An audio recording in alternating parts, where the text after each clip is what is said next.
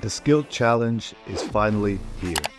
Enjoy the lowest profit targets in the industry through our skill challenge, which is only requiring a 6% profit target. Yes, you heard that right. Not only that, but enjoy 85% profit split on your account, as well as a 125% challenge fee refund, all part of the best product on the market. You get to choose your drawdown between 8 to 10% through our toggle option. So choose how much drawdown you'd like. Take advantage of the skill challenge today. All right, welcome back, everybody. This is Trader Roundup, where highly tuned, like-minded traders come together to become 1% better each and every day. This is a special stream. It's the inaugural Trader Roundup sponsored by Skilled Funded Traders. And we got none other than the Euro Trader, otherwise known as Ryhan. What's going on, brother? Yeah, good to be here. Just want to say thanks for having me on. And yeah, looking forward to it. Yeah, absolutely, man. So I don't really know a whole lot about you, but I did watch your podcast with, I think it was Albert Burgess, right? Or was it Bespoke? It was with Mads, with BFP. Yeah. Bespoke. Yeah. Yeah, so maybe, if the audience doesn't know who you are, maybe just give a brief background and how you got into trading. Yeah, so I actually got into trading about 20 years ago. So I was 17 years old. I'm 37 now. It was through my uncle. His friend started trading, and he introduced him to it.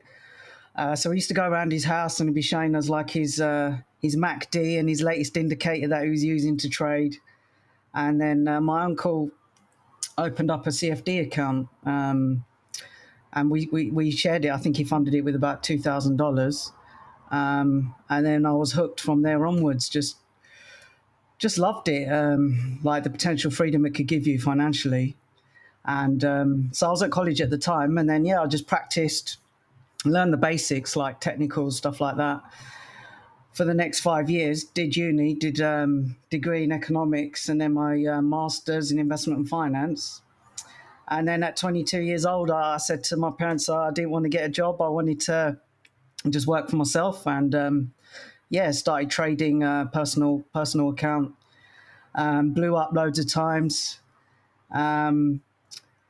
So that was 2008, and then after 2 years, in 2010, I took out a £10,000 loan, turned it into £3 million within like a few months. But we can go into that after if you want. I'm just giving a brief background because I talk about my history for hours.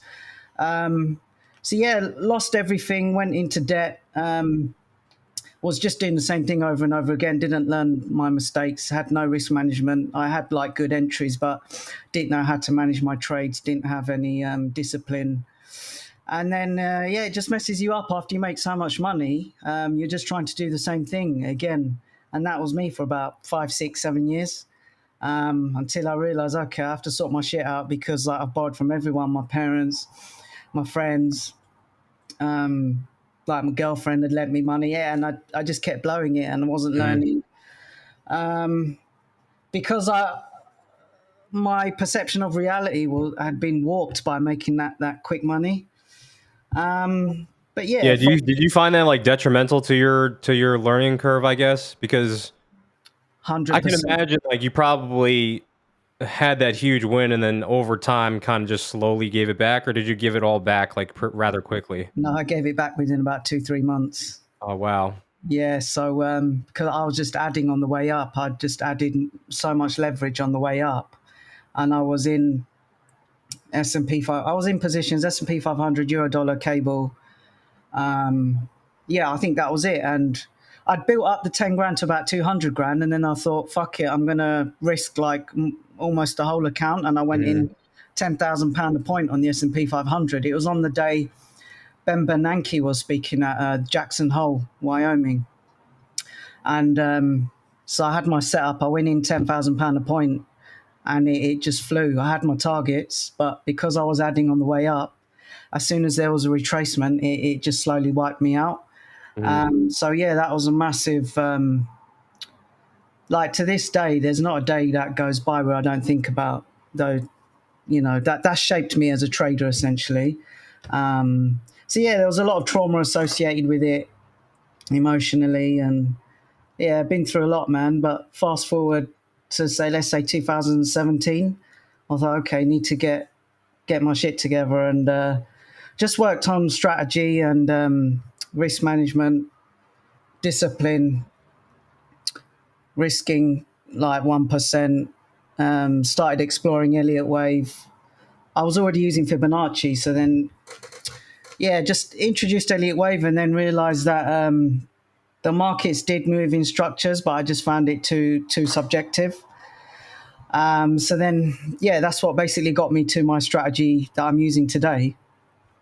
And yeah, I knew I had something to share with the world, and then I started Twitter in February 2021, and then started like my community in a few months later.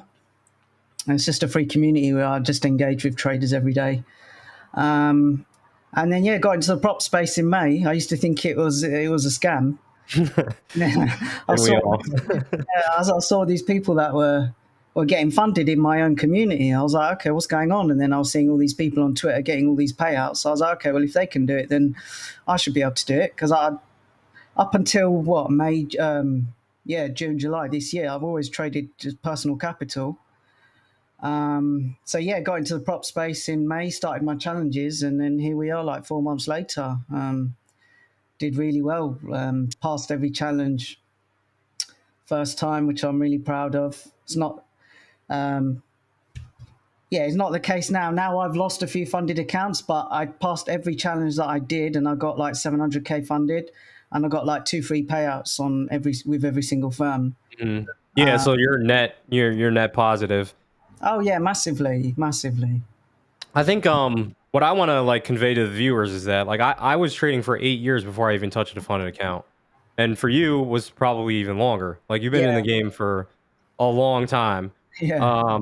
Like did trading some of these funded accounts, like did it actually relieve some of the mental pressures from trading personal capital or?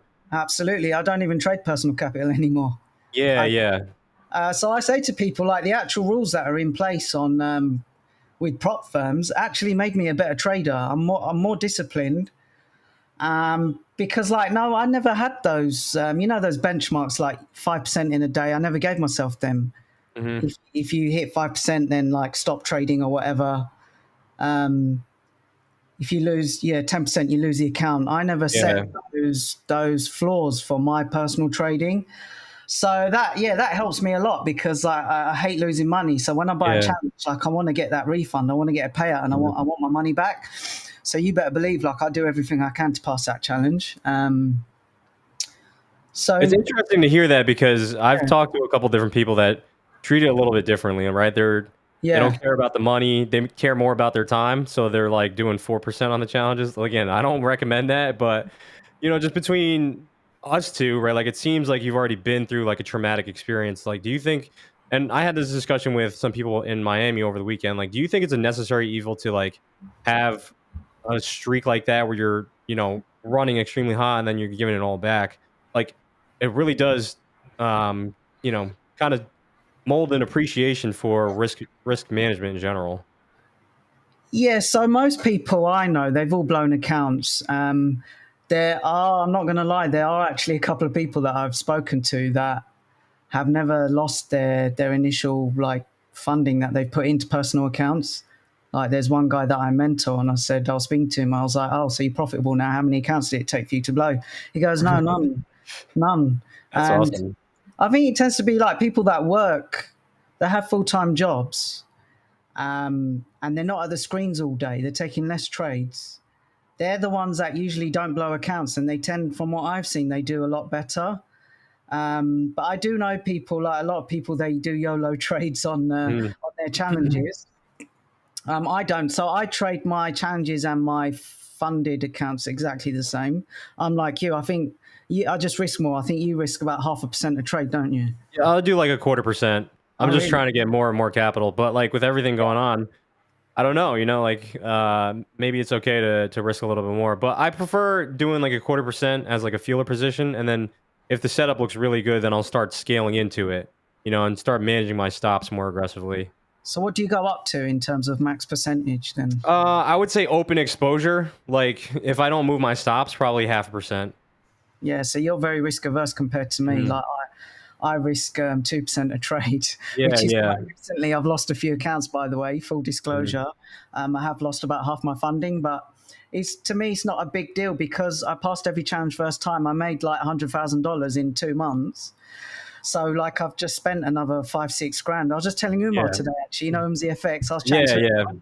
So I've bought challenges. I bought SFT actually. I bought a challenge with SFT, your sponsor, a few other firms. I've bought about another $2 million in Yeah, funding. yeah. So I think it's That's about the thing is like if you're doing 1% on that, right? yeah. Like that's a lot of money. You know, it's like 20,000. Well, at least $20,000 per trade.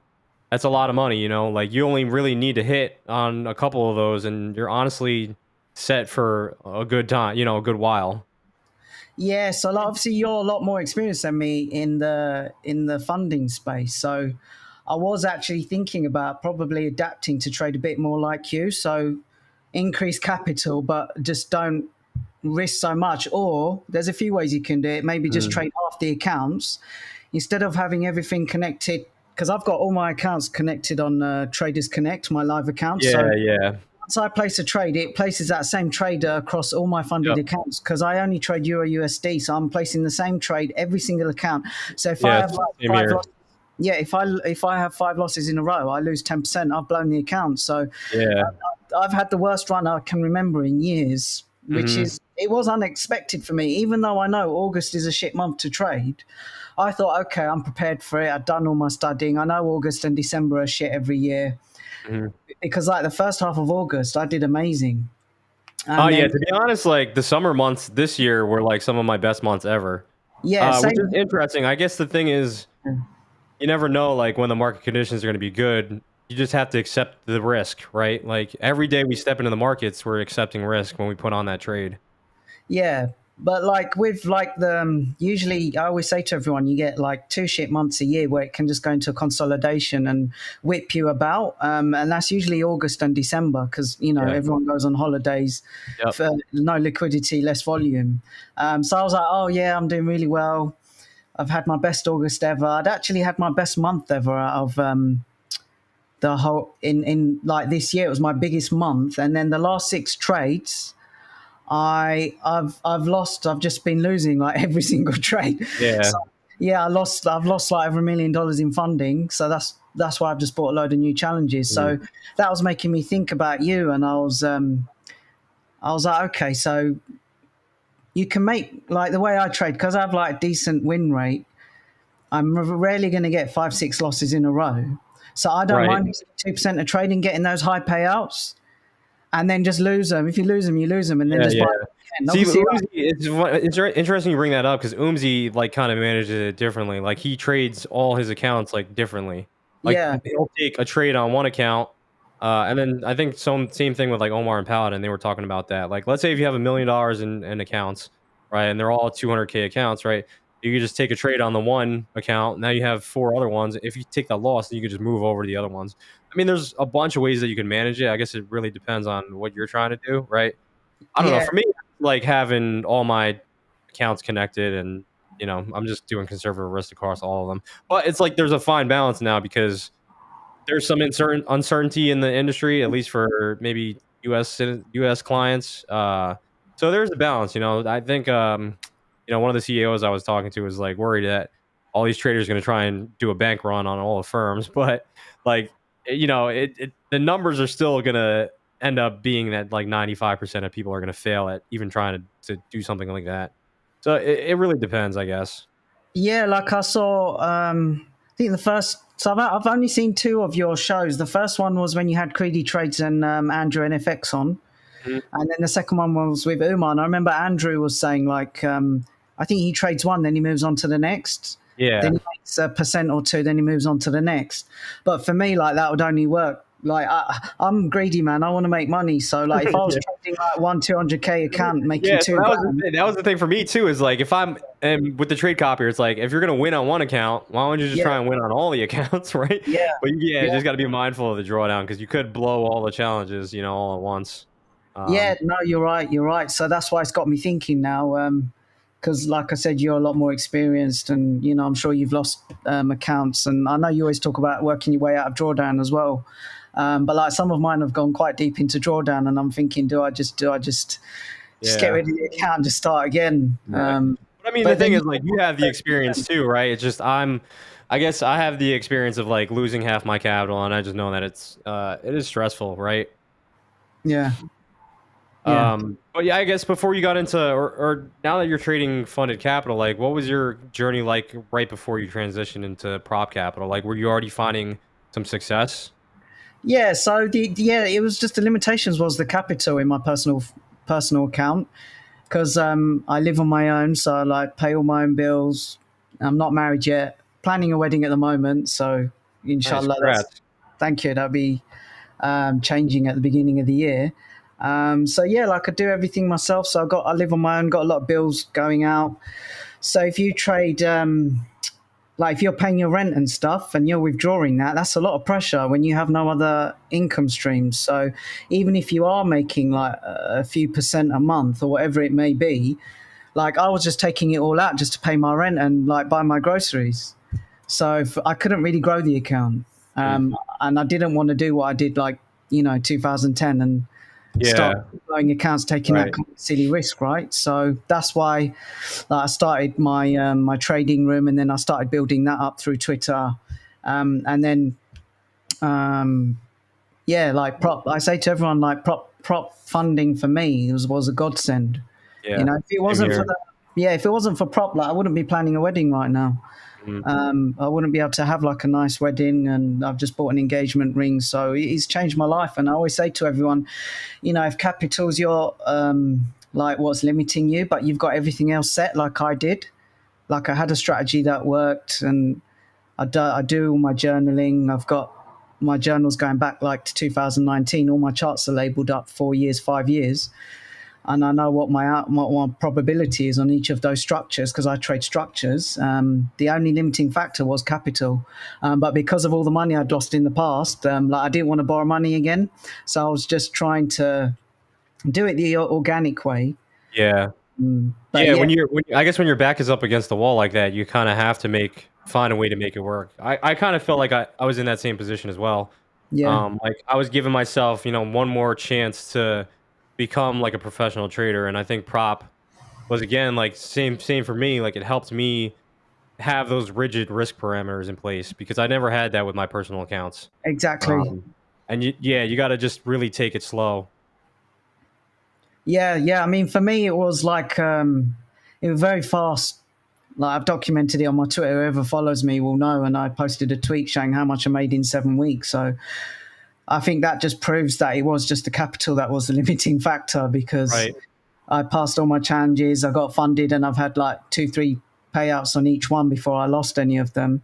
Made $100,000. So I'm just looking to do the same again now. And obviously, I've had Mm. 6 losses, 5, 6 losses in a row now. I've journaled those. I've made some adjustments. That's another thing when it comes back to trading. Like I'm always learning. That's why I love this game. 'Cause every day's different. I hate Yeah. monotony. That's why I could never do a 9 to 5. Mhm. So yeah, I every kind of day's experienced that too, where like I hit a ceiling at my job, and I was trying to get more work, but like it felt like I was kind of running in place. Not only that, but like my income.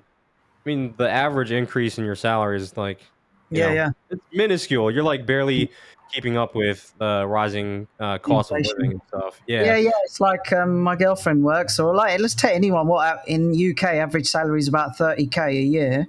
Mhm. You're going to work 2 years before you get a promotion, and they might increase you to 35K. I Yeah. mean, Yeah. I can't Exactly. get out of bed for that. I can't like I can't have a boss. I hate answering to people. And I've always been like that. And I think I get that from my dad because my dad's always worked for himself. He left Bangladesh when he was like 17, went against the grain. All his brothers, sisters, all educated. They're all doctors and like professionals. And then he left after at That's like interesting. I'm yeah. experiencing that now. Like all my cousins and stuff have like PhDs and Oh yeah, I've seen his master's degrees and stuff like that. And I was kind of just like a college dropout, really. But I always had trading. Like trading for me was probably the most interesting path for me to take that allowed me to have a limitless ceiling on my income essentially. Yeah, so yeah, like you can't make as much money as you can working for someone as you can for yourself. You're always going to have that ceiling when you work for someone. And so I took inspiration from my dad. I just don't work in the restaurant trade. My dad owns a restaurant, but I just did it through trading. And like they were always, when I was losing, they were always like, "You need to get a job. You need to get a job, or you need to come and run the restaurant. You need to go." And I was like, "I don't want to say yes sir, no sir to people Yeah. like my dad did for 30. Yeah, he makes really good money, he owns his own restaurant, but people that are born in England to immigrants, we don't want to say yes sir, no sir.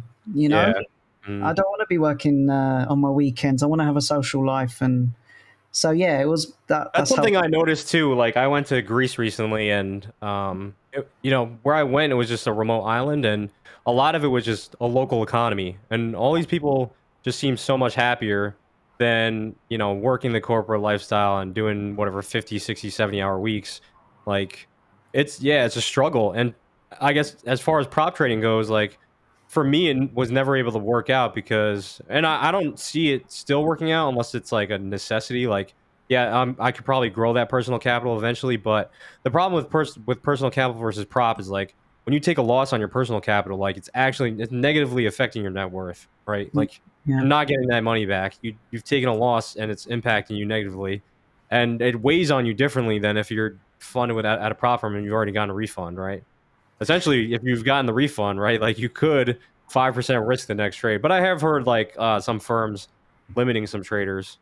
But so like I'm gonna bring in our good friend Rodrigo. You've met him. Yeah. He's big on mindset. And our friend Kit's in here too. So like going into the mindset, like what was your I guess what was the mindset that kept you going in trading? Because like I'm sure most people would see that level of wealth like just evaporate and be like, all right, maybe this is not for me, So, yeah, or did it like kind of push you like I know this is possible, right? And now I'm just gonna keep sticking with it and grow organically. Yeah, so because I'd done it once, so it wasn't just the once. Like before that, I'd had success, but I would always lose the money. So I knew I could make money. It was just the risk management and the discipline and the patience. Until you have all of those covered, you're never going to make it. And you're going to make money. You're going to go up. You're going to go down. You're going to go up. You're going to go down. And if you zoom out, you're just going to be like a straight line, or you're going to be negative, right? So yeah, I'm really stubborn, by the way. I'm very determined. I've always been really ambitious, and I've always wanted to be just financially free. So I always went against what my parents said when they were saying, okay, you need to call it a day, get a job now, do this, do that. I was like, no, I'm going to make it. If I work on my risk management, I can make it. So yeah, it was just stubbornness. In terms of mindset, it's just the will to succeed, just that drive. Like no one was going to stop me. I say now, I will trade till I'm an old man, till I can't any longer trade. Yeah. You'd have to kill me to stop me trading, because the beauty of it is like as long as you're cognizant and you have your motor skills, like it's like you were saying, it's like a never-ending puzzle. Like every time I feel like I've leveled up, there's always another level to achieve, and not only just monetarily, like mentally and physically. Like every time I've leveled up, there's always something new to try and achieve. Yeah, like it's the best job in the world. Where else can you make this much money potentially? Work from wherever you want and be free and not answer to anyone. Yeah, you can run businesses and make millions, but like in trading, all you need is an internet connection. That's the only cost. I would say you need a little bit more than that, though. Your mental health. A little more than the internet connection. Yeah, in terms of financial cost, it's just, obviously your capital to trade, but like you just need an internet connection, and it's a one-man band, isn't it? You're not part of a team or anything like that. I mean, to make this sort of money doing anything else, you usually have to be part of a team, right, and have employees. Yeah. There's something that you said recently on Twitter, and it's just it hit a chord. Yeah. So you said whenever I had a bad run in the markets or something went wrong, with Yeah. my trading, I always found solace in my journal. Yes. So what is your journal process, and how has that helped with your mindset, with your mental edge? So yeah, Rodrigo, my journal is literally what turned me from a losing trader to a winning trader. I only started journaling a few years ago. Just trying to think now, what year did I start from? Maybe 2019, 2020. And Mm-hmm. that is what took me to the next level. So yeah, like I always say, most people, I journal differently to most people. They journal metrics like win rate, what day of the week is most successful, and a whole bunch of other things. Because I trade structures, I'm just copying, pasting screenshots of charts, and they're labeled up, and then I've got a set of bullet points underneath. So my journal's on Microsoft Word. Like, it's not a Microsoft Excel, it's not a database, it's a Word document. And Right. whenever I've had a losing trade, like now I've just had 6 losing trades, Okay. I've looked at the similar structures that have happened in the past. So I'm like, so this one was a little bit different. So it's like history rhymes, but it never repeats. There's always going to be a little change in the structures and where you enter or what the invalidation level is. It's not always the same for me and the way I trade using my strategy. So I've journaled what's happened in the last 6 trades. I've written down what I will do differently because it was slightly different. And yeah, like I'm going through my journals all the time. Like, I can't remember all my structures off by heart. I have to refer back to my journal every day, and I spend hours on that on the weekend, in the evenings, sometimes during the day. I like to do it after the market's closed. So I trade from 6 a.m. to 6 p.m. London, right? So Okay. outside of those hours is when I get better. I always say I become a better trader on the weekends. I'm not getting better when the market's open, when it's live. Mhm. Because then you're emotional and you can be impulsive. So what stops me being emotional and impulsive is my journal. And that I also, actually noticed too, as far as like even just studying off market hours is so much more important to me because like I always had like the live market next to whatever I was trying to studying. So I was just so distracted all the time. It's like I'm trying to pay attention to this video over here, but I'm also trying to watch the quotes, and it's like I can't do both at the same time. It's very taxing, honestly, to try and do that at the same time. So like studying off market hours, I mean, with the forex market, it's really like you got to put that time in on the weekends, essentially. exactly. And Absolutely. yeah, that's what I say to everyone.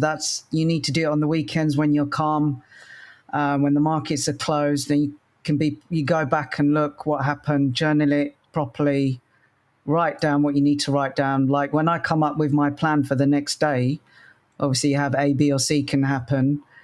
And then I'm ready in the morning. If I do it in the morning when the market's opened, like, I'm going to be all over the place. I'm going to be nervous. I'm going to be anxious, and I don't like being anxious. And the only way I can get rid of that anxiety is through my journal. So yeah, Rodrigo, my journal was a game changer for me, and I still add to it and I still improve it, and it's just an ongoing piece of work. So yeah, I've literally just been amending it recently, adding to it, and that's what transformed me. Like, this year's been my best year ever, and Mashallah, that's great, brother. That's really good to hear. And yeah, the thing about the journal, it literally becomes your second brain, yes, and you need all of the brain power as possible when you're trading, because you need to have those higher level cognitives and motor skills. You need to have that pattern recognition, not only in your conscious mind, mm, but your subconscious mind too. That supercomputer that we all have,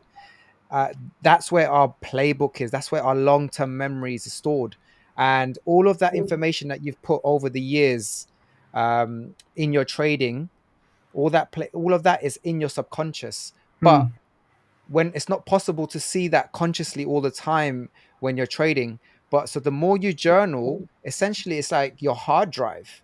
it And is. so by not journaling, you're not utilizing that supercomputer, that subconscious, and the pattern recognition that you need. So when you're trading and you're in flow, there's no thinking, you're just doing, and you have that intuition where you know exactly what you're doing. It's almost like automated, and I love that state. It's absolutely amazing. And how would you do? You know, once you've reached that state, hey, mi amor, when you're in flow and you're and yeah, when you reach that flow state, Yeah. my little one, she's like, she knows I'm streaming. That's funny. So yeah, my question is like, Yeah. that point at which you're in flow, when intuition kicks in, how does that look like for you? Yeah, so firstly, I just want to say I totally agree with you when you're talking about like your hard drive. I think I said on a tweet recently, like I've updated my software now and I'm ready to go again. But sorry, what was your question? So like when you reach that flow state in Yeah. your trading, what does that actually look like for you when you're at peak performance, and you're just flowing really well with your execution? Yeah, so like the foundation is so let's say I'm going to get ready. I'm going to prepare for some trades tomorrow. The night before, I will be going through my journal to look at the same structure that is occurring in my journal. So I go to that particular document. I would study every single structure that's occurred going back to 2019. So my journaling's going back to 2019. So like I have my own pattern. So let's say we've got like a 1, 2, 3, 4, 5 pattern on the 4-hour chart. I will go back and look at where the entry is, how to enter. Once it breaks, which trend line do I get in? Where's the invalidation? Where's my first targets? That's the main thing. And then I'm just prepared. But there's a lot of stuff outside of trading that helps me as well, which you'll be able to appreciate, Rodrigo. I think you, Kyle, as well, because you're big into fitness and health. So for me, like mentally, I need that balance. So I have to, I can't be at the screens all day. If I'm just watching the charts all day, I start getting anxious. I'll start to get depressed. I start feeling shit. So I need to get out. I go to the gym. That's why I was running a little bit late. I just made it on time for the audio test and video test because I was at the gym and I was getting a haircut. Just smartening up for this and for Sunday. Yeah, you're looking fresh, brother. You're looking good. Huge before. So yeah, I need routine. Basically, is what I'm trying to say. Without routine, everything just for me it falls apart really quickly, and my girlfriend sees it. So I struggle with sleep still. That's the one thing I'm talking about to you, Rodrigo. That's a big, really important thing. If I had good sleep, I'd be on fire because to be able to do what I do with 3-4 hours sleep, if I get 5 hours sleep a night, I've had a good night's sleep. But actually, I was looking into it, and they say insomnia is related to trauma. And I always say my trauma is what happened to me in 2010, and that's when I stopped sleeping. Wow. When I lost all that money. It's been 13 years. Even now, I'm doing well. I'm comfortable. I still struggle to sleep. So in the subconscious, it's still there in the back of my mind. Yeah. But yeah, so is that something that you journal about often? Because for me, I've only, I guess, recently started journaling, and it sounds like you've only recently started journaling as well.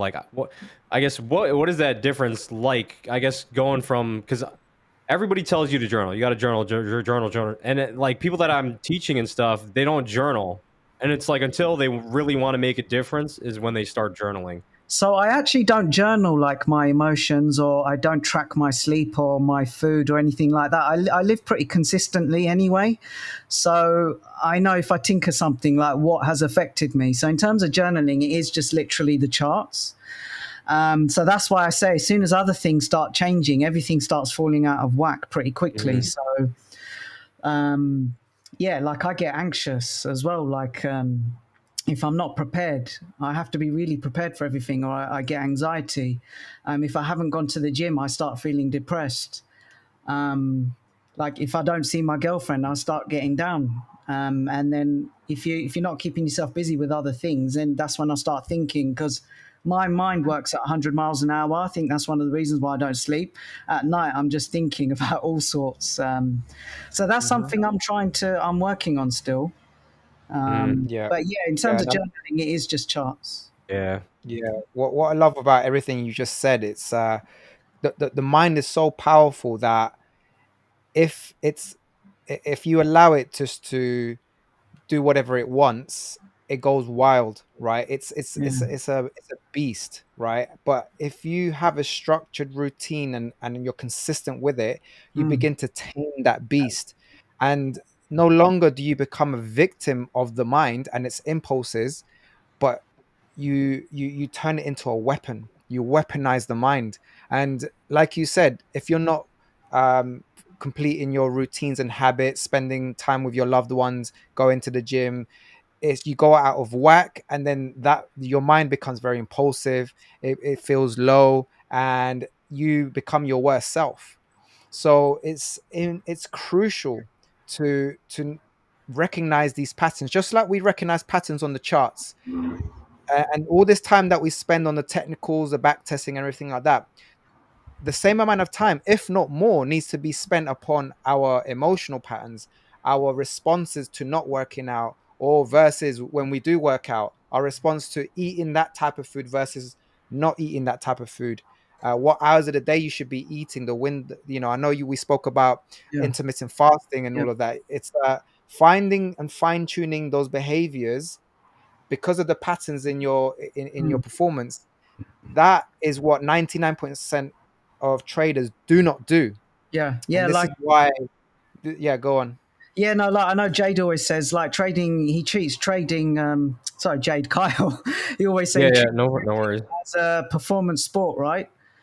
Mm, So it's like the same with me, like in terms of like you were just saying, like diet, food, right? I cook all my own meals. So when I'm eating at home, I very rarely eat ready meals unless I haven't had a chance to cook.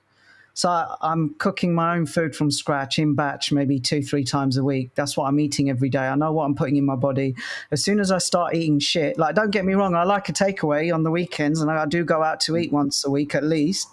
But I make sure those other 5, 6 days of the week are really disciplined. And then if I have a blowout, I have a blowout. But Mhm. I just make sure those 5 days I am disciplined. So, like, Yeah, it's just like trading. Like you just want to reduce what you're doing that's impacting you negatively to the most smallest amount. Because we're still going to make mistakes, right? It's just about doing the more important things, like following your trading process, following your risk management. Just yeah, do more of that and less of what's hurting you, right? yeah, I think like a don't lot of people don't recognize that. yeah, like don't be too strict. Obviously, you need to reward yourself. But yeah, like in terms of the mindset, like people fall apart because they don't journal.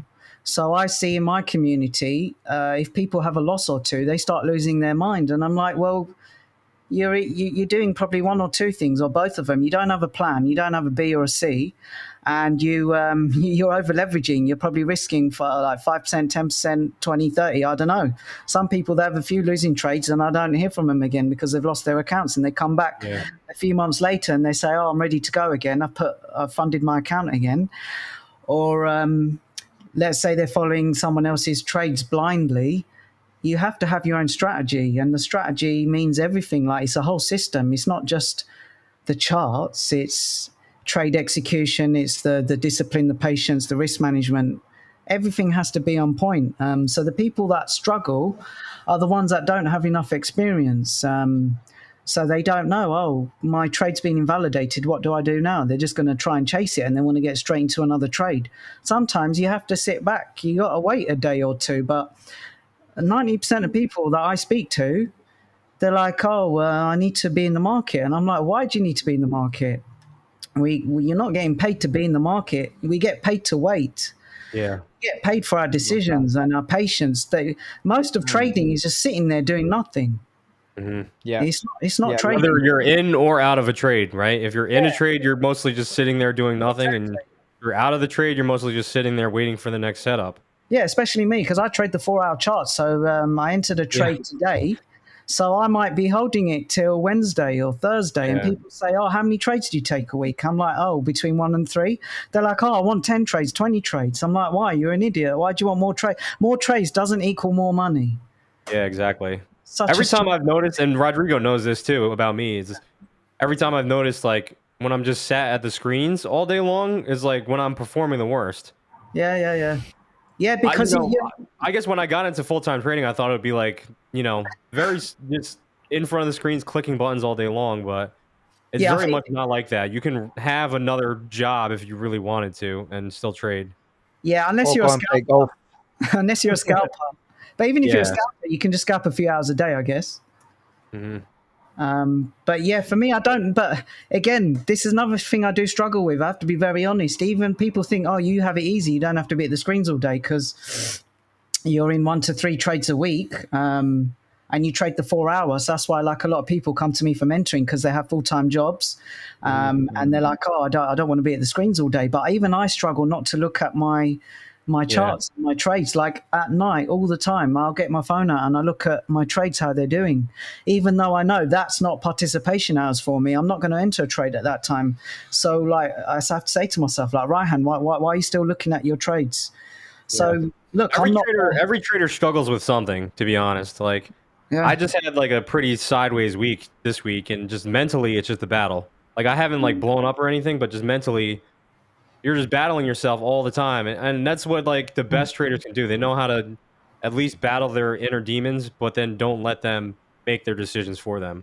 Yeah, Right? like Because a you lot. could easily go and take 3 losses in the next trade, risk 3%. It's just That's I exactly know what that's gonna so, hurt me. Yeah, that's exactly what I was about to say. So I've got a student who I think he's doing a challenge, and he's almost lost the account, and he was like, "Oh, I think he went in like double what he normally goes in terms of size." But that's the worst thing you can do. Mhm. Like, it is tempting, and we've all been there, we've all done it. I've done it, but I trade exactly the same way. Usually, when I'm in drawdown, I trade the exact same way as when I'm in profit. So it doesn't matter if you go 2, 3, 4, 5% down. Trade the same way and give it the time. But like I say, you need to give it the time. Most people fail because they don't give it the time. It's as simple as that. They're not patient. They want to get Yeah. rich quick. They want to get I rich also quick. I also think they don't have enough self-awareness to really recognize like what's holding them back. Yeah, no, I Like, I agree think with the that. top traders probably. I mean, in my opinion, every top trader that I've met is like so self-aware of what they're doing. Yeah, They know when they're punting in, they're taking a shit trade. Like they'll say it to you, but yeah, most people that are struggling with trading, they'll take a shit trade and try and give you an excuse for why it's a good trade. yeah. They'll start blaming Right. the markets and saying it's controlled by Yeah. an algorithm or this and that. Yeah. You don't know, man. No, I know you ICT Don't traders. let it say I am, but I'm not like a fanatic. I won't say like the markets they have to be driven by an algorithm. I don't really know, like the Yeah, powers that no, that's be. fine. But when people go a step above that and they say, "Oh, people are trying to take your losses out," well, yeah, in a sense they are. That's where liquidity is. So It's been like that. Like I don't know about you, but I've watched a lot of trading documentaries and stuff. Like before electronic trading was a thing, yes, they were targeting people's stops in the pits. Like they would see a new guy. Let's say if we were in a circle, right?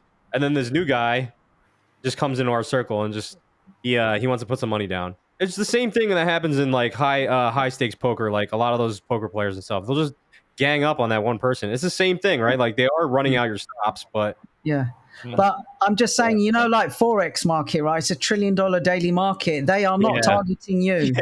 They don't give a fuck yeah. about you, right? They don't care about you. So that's the point I was making. But what you're saying is completely right. Yeah, they will take out liquidity though, but there's more than just your stops there. They're not Exactly.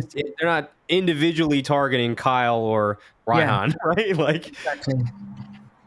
Exactly. Yeah, unless you're IPTA. So I've got another really interesting tweet from you. It says it been flat as a pancake recently.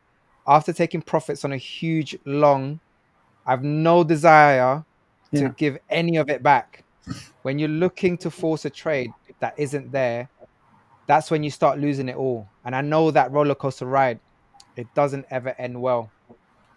So what does that look like? I mean, making that decision, especially after a strong performance, like being able to stop yourself from continuing, how do you actually do that in practice as a trader?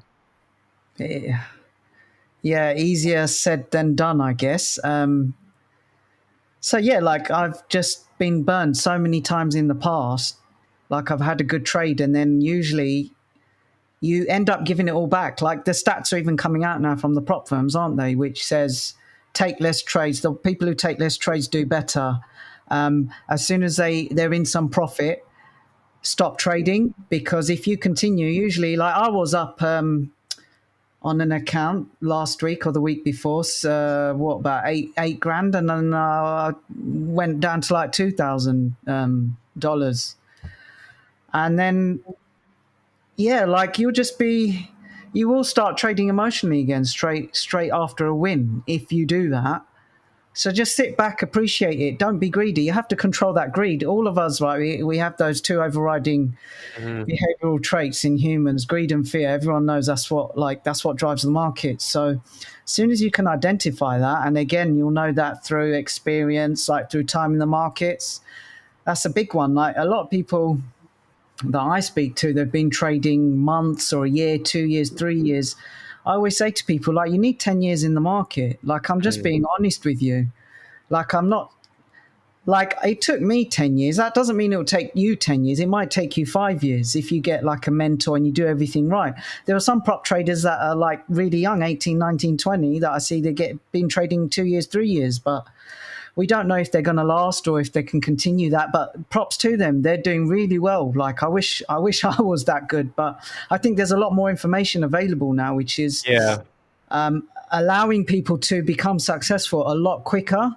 When I was trading from 2008, there was no Twitter. I don't think there was YouTube. Maybe YouTube had just like started. Barely though. Like I just had this conversation with Pasquale, who's like made like $2.5 million from props, but it was the same, very similar. Like all we had was a forex factory, to be honest, and even on forex factory, it was just the pace of learning was so much slower because people would just put a post up and then you wouldn't hear from them again.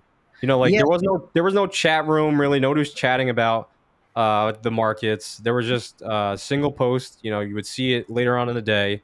There was no videos, right? Like YouTube was mostly just, I think, music and some other stuff. Like it's only been recent, I think, there's more and more information on the markets that's coming available online. So, like, what was your experience with that? Like coming up through 2008, and seeing all this, you know. So I actually was in a trading room, believe it or not. I managed to find one. So it's just some guy had a website. He was like a certified technical analyst. There's a few qualifications in the US you can do. So he was qualified. So that's where I learned like all the basics of, you know, double tops, double bottoms, wedges. Like they don't work, but back then I didn't know any better. So that's what I was learning.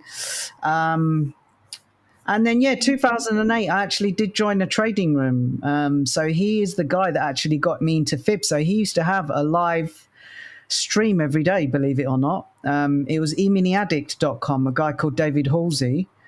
And he would just trade the E-minis. So like 6E, I think that's the Euro USD, is called 6E. Yeah, Euro futures, I think. Yeah, so euro, dollar, pound, dollar, and he'd go through all the charts every day, and then he'd have his chart open, S&P 500, and he had like a chat box like what we have on here, basically like what we have here right now, but you could just see his chart all day. And I used to pay $30 a month for that, and I was with him from 2008 to about 2012, 4 years.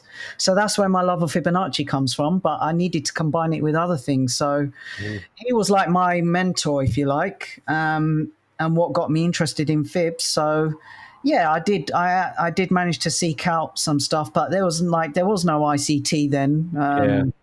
I don't trade ICT personally, but like most people, they've got experience with it. Like people that I speak to, they all know. Like I don't even know what an FVG is. I just know what it stands for, fair value gap. That's the extent of my ICT. I mean, I think even having the access to somebody like live, and even if they are trading just retail, like moving averages and stuff, at least they can walk you through their process and stuff live, and then you can actually see them what they're doing. But like what people underestimate is like, you can have a system, but you're still gonna lack in other areas. Like there's, again, like what you brought up, it takes like at least 5 years. I would say at least I would say 5 years, to be honest, because how do you learn one thing in a specific year? Like you can't master everything in 1 year. There's no way. Like how are you mastering a technical system and then mastering like fundamentals and then mastering psychology and then mastering risk management all in 1 year? Like it's very unrealistic, you know. Like for me, it took a long time. Yeah, and then there's trade execution, which is like a whole nother topic. Yeah. So yeah, like most of the people that I know are going to be successful, they come to me and they say, Ryhan, I know this is going to take me a few years. Yeah. And I know they're going to be successful because they're in it for the long term. The ones that want to get, like we said, get rich quick, or they think they can learn for 3 months, 6 months, or a year, it's not going to happen. And you never hear from them again. They disappear. It does, like, look at any profession. Like, it's cliche now, but everyone knows to be a doctor, an engineer, any high performing skill, whether you're an athlete, a footballer, you start from a kid and then you become a professional, like when you're 17, 18, 19 years old after 10 years. Like they say, what, it takes 7 years to master something, or 10,000 hours? I don't know, but... Yeah, 10,000 hours. Yeah, so why do you think you're going to do it in less than that? Like I always say to everyone, I've spent thousands and thousands of hours on the charts. I've got thousands and thousands of hours of screen time. Without that screen time, and without trading live money too, you can't just trade demo or virtual accounts. Because I know people that are great on demo, and then they trade live funds and they shit a brick. They can't hit the buy or the sell button. They're scared. They're shaking. So you need to be able to trade live money as well, which is what I started doing that pretty much straight away, which is why I think I was able to get to where I did, yet where I am. It did take a long time though, but that's because, you know, what happened, and I was just mentally, I was messed up from it for many years. I want to show you guys something. Yeah. So here, let's see if it comes up on the screen. You can make it full screen if you want. Oh, yeah. There we go. So what are we looking at? So these are, so I actually didn't do this. So someone in my private trading room who's a subscriber, he went through all my trades that I post. He's actually done, I think this is the latest. Yes, this is 2023 from January. And he went through, so obviously every green is, so they're all closed trades. So the values represent pips. Obviously green is plus, red is a loss. I need to update it actually because I've had probably another 3 losses. So I need to update that September column. So yeah, these are the number of pips I've made each month. So January 449, February I lost, 59, March I made 238, and then underneath obviously he's just added it up. So yeah, look, 1,706 pips. Like that was like double what I had last year. That's a lot, man. That's a lot. And that's just euro. That's just euro, and that's why I say I'm the best trader this year I've ever been. And that's because of my journaling. From going back to 2019, working on those journals, working on trade execution, being confident in my strategy, that is what was able to produce those results you can see on the screen. That's amazing. So, yeah, thank you. And what this shows is that not one trade makes a difference. It's actually accumulated. It's actually you got to think about the entire process and not judge yourself by just one trade or one day or 1 week. It's actually this is a marathon. This is an entire journey. And as long as you're consistent with your process and you focus on the present moment, on the present opportunity and signal, you don't need to worry about the future. You don't need to worry about the past because the edge will take care of itself. And this is just proof of that. So yeah, and I only have confidence in my edge because it's back tested. I know the results. And like there's people that will come in the room and they'll do a free trial. I'll have a couple of losses and they don't sign up. They leave because they're expecting 100% win rate. So I just want to say to anyone, if you're expecting 100% win rate, as you can see, I've got nowhere near 100% win rate here. But look how I'm up. So you have to zoom out. You can go up and down, but if you zoom out, it's a trend from left to right going up gradually over time. So yeah, I don't think a lot of people don't take their equity curve as serious as they should, right? Because like if you look at some even some of the people on the leaderboard, if you look at their equity curves, you're like, oh my god, if I was giving this person money to manage, like there's no way I would let them manage my money. That's the thing. Like yes, you could be on the leaderboard at a prop firm, but nobody's trying to see your equity curve spike 20%, then down 10%, then up 5%, then down 10%. It's like is all over the place, man. Yeah, you're just going to be a one-hit wonder. You're going to make some money, and then you're going to lose the funded account. So there's a lot of people, they may be showing payouts, but you don't know how much they've spent on challenges. Yeah, it's mentally taxing to try and trade like high stakes like that all the time. Yeah, I did that for too many years. Those days are behind me. Yeah, I think you kind of have to go through it. Like I was saying, like the necessary evil. I think most people come in and they want to hit it out of the park, and I would say a very small minority of people take it very seriously. Like you were just saying, how they give themselves a realistic expectation of how long this might take. Those people probably set themselves up for way more success than this person that's trying to come to the markets and just get rich quick. Yeah, but then there's another side to that as well. Like I know a lot of traders, they talk the talk, but they'll give all the psychology and say, oh, if you've had a loss, be patient, step back, do this, do that. But then they're not applying it to their own trading. Like that was me as well. Yeah. I knew what I needed. Same here. Yeah, same here. I knew exactly what I needed to do, what to change, but I didn't because I wanted to get rich quick. Yeah. That was like, I mean, I really had to take a harsh reality check and look at myself in the mirror and say, like, do I want to become a trader or not? Like, I have to put in the work. I have to start journaling. I have to start managing my risk better. And I have to start taking things seriously, you know? Yeah, I agree. Well, this has been great. I think we're going to do some Q&A. There's a ton of people in the chat. So if you guys got a question for Ryhan, shoot it off in the chat. I don't know if Rodrigo pinned any. No, I'm in as a guest. I couldn't come into the studio because I don't know why. But so, guys, yeah, if you got any questions regarding Ryhan's strategy, psychology, if you got any questions for myself or Kyle, go ahead and put that in there, and then we'll start answering and start picking out because we haven't made a note of any other questions. Yeah, it's live. Brown's is asking if this is live. Yeah, this is live. So this is your opportunity, guys, to pick our brains, ask those questions, keep it relevant, of course. I don't know if we talked about this. It said, what strategies do you use? So I just have one strategy. It's kind of hard to explain. So I always say to people, like, you won't see my strategy on YouTube, on the internet, in books. It's completely bespoke to me. It's based on 4-hour candlesticks. So I've come up with my own labeling system. It's a swing trading strategy. So it's a 4-hour swing trading strategy based on candlestick structure, Fibonacci. When I say Fibonacci, it's extensions for targets and also Fibonacci retracements. And I have different structures that are it's an objective strategy. So it's completely rules-based. That's why I didn't like Elliott Wave, because it's just too subjective. So it's a completely rules-based strategy based on candlestick structure, essentially, combined with Fibonacci. Nice. So where do you see yourself in 5 years? Good question. I think probably following on your path, Kyle, like institutional funding, capital. I've just started building my track record now. So I just started with Darwin X. Nice. Darwin X Zero. So I'm looking to build my track record there. Hopefully gain some capital, private capital.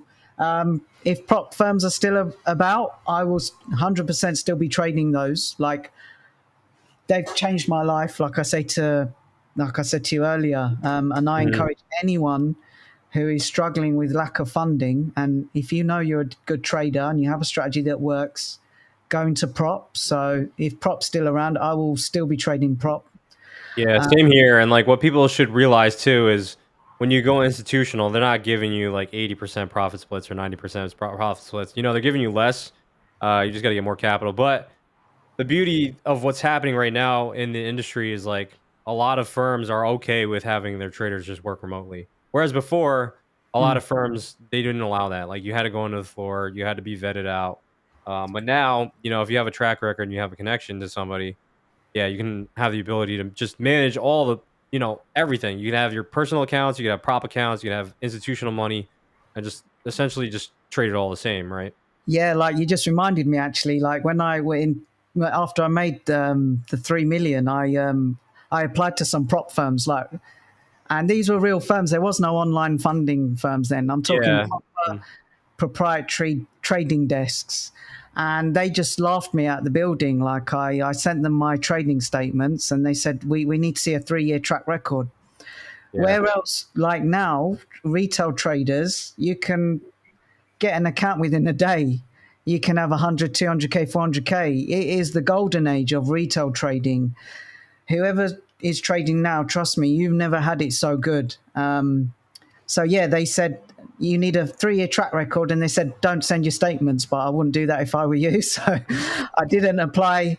I didn't try that ever again, and I just continued personal funding.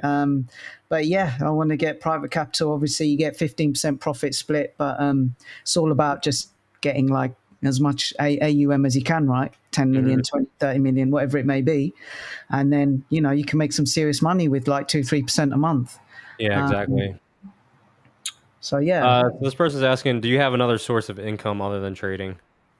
Yeah, so that's so once I had my strategy down, I started Twitter in February 2021 with the aim of like eventually monetizing my audience. So yeah, like just over a year ago, I think it was May 2022, I started like my private trading room. And that's just taken off. So I could comfortably live off just the income I'm making from that. Actually, it's doing very well. Yeah, now that I'm like kind of doing education, I'll just throw it out there. Like, well, as a trader, yes, our time is valuable, and at times you can make more money in the markets than teaching other students, right? So a lot of people don't. People kind of hate on it, and they're like, "Oh, this guy's running an education service." Like, you guys got to understand, like some of the big traders, they're gonna make more money from that hour that they spent in the Discord than you paying them $100 a month, right? So we are trying to provide a service because the demand is there. Like people want to learn how to trade, and there's a kind of a love-hate relationship because somebody has to educate, right? Somebody's got to educate. Your time is valuable at the end of the day. So like I never have any issues with education services. I use tons of them. I'd spent so much money on education through the years. Like I've never complained about any of them. Some of them have given me a lifetime subscription and then 3 months later pulled the plug. It's like, all right, well, I took the risk, I'm just accepting the fact that I took the risk and that's the outcome. Like I can't go back and force them to start educating me again. Yeah, but just going back to that, like before prop funding came along, like that's why it was so stressful for me trading personal capital, because I had bills to pay, I had my rent to pay, my grocery shopping. I didn't have any other stream of income. So then that's why I started the private trading room. And then obviously I got prop now. I do mentoring as well, which I started in January, February, where I teach my strategy to people.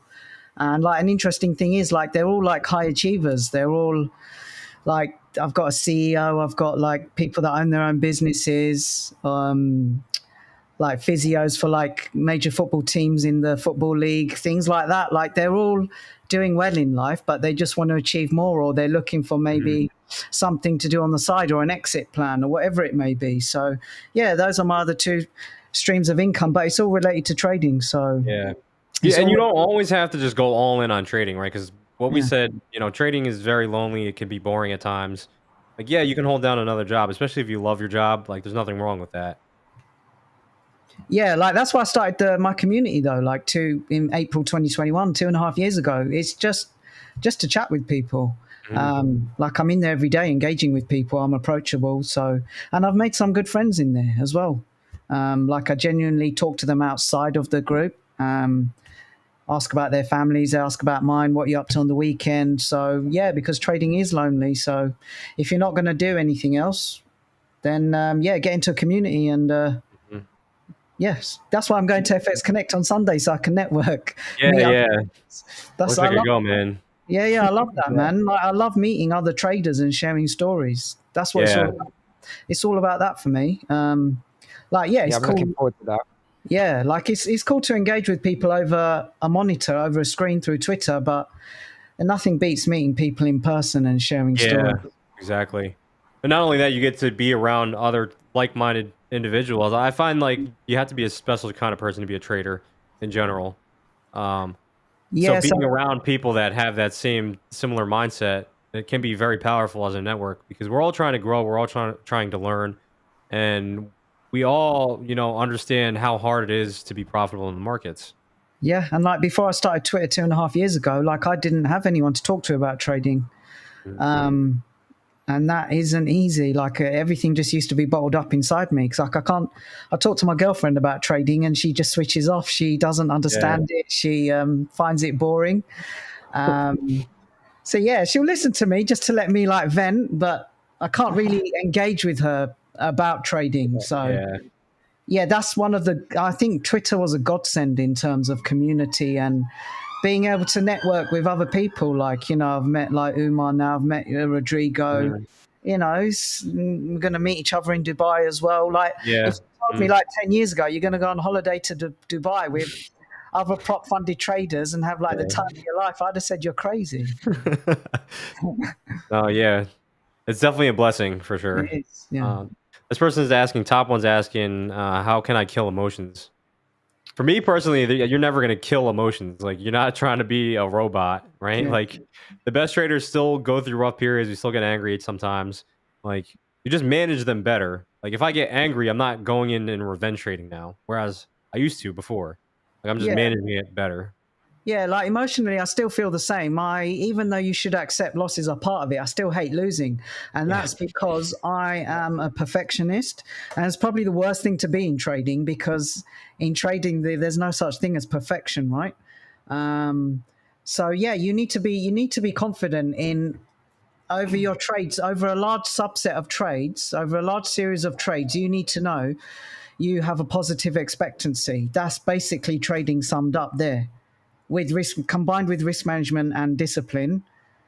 You need to know over a large series of trades, are you going to be up or are you going to be down? What your general win rate is, what your average RR is as well.